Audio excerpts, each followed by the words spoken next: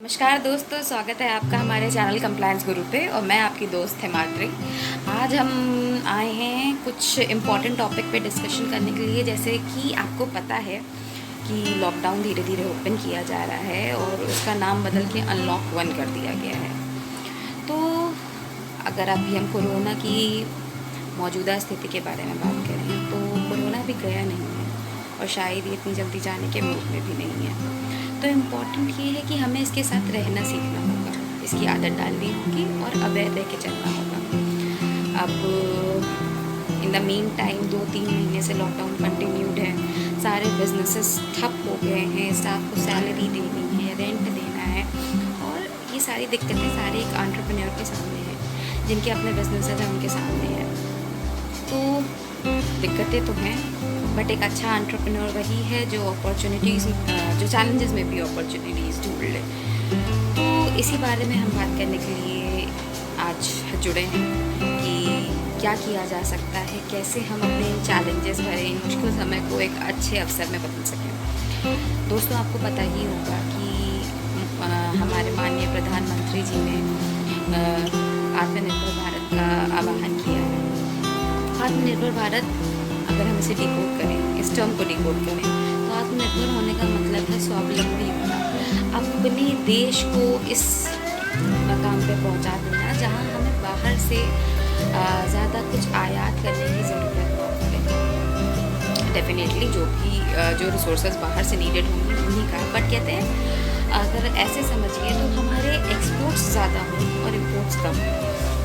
हम इस बारे में समझ सकते हैं। तो एक्सपोर्ट्स बढ़ाने के लिए सरकार एमएसएमई को प्रमोट कर रही है। एमएसएमई के लिए बहुत सारी चीज़ें, बहुत सारी रियायतें, बहुत सारे बेनिफिट्स सरकार लेकर आ रही है, उनको सपोर्ट करने के लिए लेकर आ रही है। मैन्युफैक्चरिंग यूनिट का समय है, आगे चलने वाले टाइम में अच्छे बिजनेस ऑप्शंस अवेलेबल हैं। मैन्युफैक्चरिंग यूनिट में आप कुछ अच्छा सोच सकते हैं, इनोवेटिव सोच सकते हैं, जो हमारे देश के लिए और आपके लिए दोनों के लिए सारे यंग एंटरप्रेन्योर से एक अच्छे आइडियाज़ का थॉट मांगा गया है कि हाँ, आप इस बारे में सोचें, कुछ ऐसा सोचें जो आपको भी डेवलप करे और बाकी कुछ लोगों को भी कहते हैं उससे जोड़ें जो नौकरी के अवसर पैदा कर सकें।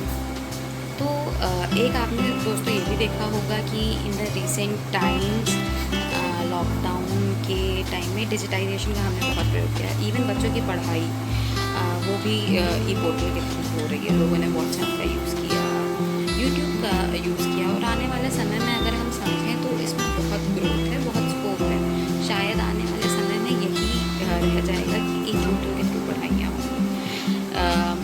बिज़नेस में भी यही बात है। ई ट्रेडिंग प्लेटफॉर्म पे हम लोग काम कर रहे हैं, बट अभी ये इतना ग्रो नहीं कर पाया था, बट आने वाले समय में इसी का समय है। वर्चुअल मार्केट का समय है, तो आप इस पे काम कर सकते हैं। वर्चुअल मार्केट पे ज़रूर फोकस कीजिए, वर्चुअली लोगों से कनेक्ट कीजिए। आपका जो वर्चुअल ट्रेडिंग है आप इस पे काम कर सकते हैं।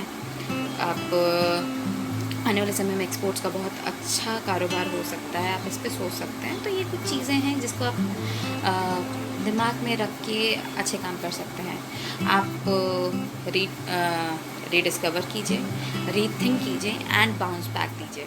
एक अच्छे एंटरप्रेन्योर का यही सबसे बड़ा गुण है कि वो बाउंस बैक करता है। वो कभी किसी भी मुश्किल से डरता नहीं है, हारता नहीं है। वो कुछ नया सोचता है, नए आइडियाज़ लेकर आता है और नए तरीके से मार्केट एक्सप्लोर करता है। तो ये समय वैसा ही है कि हमें नए मार्केट एक्सप्लोर करने हैं, नई अपॉर्चुनिटीज़ खोजनी है और लेट्स मेक इंडिया डेवलप्ड। तो इसमें हम सभी को योगदान देना है, हम सभी का योगदान होना भी चाहिए। Being the citizen of India हमें इस बारे में सोचना पड़ेगा। सरकार अकेले कुछ नहीं कर सकती है, सरकार हमसे है और हमारा देश हमसे है। तो हमें इस बारे में सोचना पड़ेगा, सबको साथ आना पड़ेगा, सबको नए आइडियाज़ लाने पड़ेंगे और तभी एक आत्मनिर्भर और स्वावलंबी भारत का निर्माण हो पाएगा। तो मिलते हैं अगले वीडियो में, तब तक के लिए धन्यवाद, नमस्कार।